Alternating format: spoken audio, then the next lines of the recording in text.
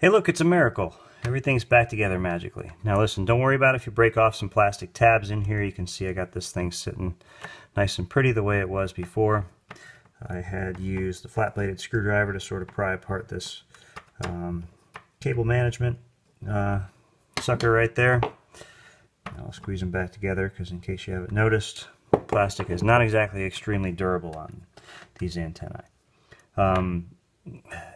It all depends on how neat you want it to look. You could basically take a hacksaw and cut off the board right here if you wanted to, and just take these things and like screw them right next to your router in place. But if you want to tidy it all up, then you certainly can. So once I've got this guy like that, I'll take this, bring it all back up. You kind of got to feed it all together to snap in place.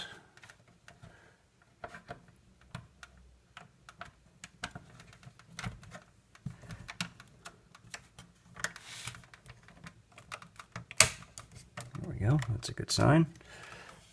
It's almost like I've done this 3 times before.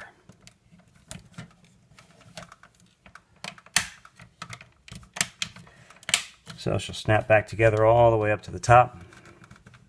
Flip her over, put your 2 screws in, and then what did I do with those?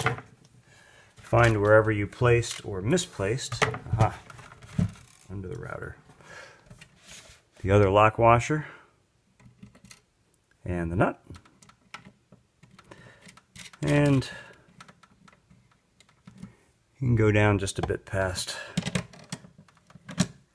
hand tight till the lock washer starts to collapse, and you can see enough threads that you'll be able to put your antenna connector of choice down there on top of that.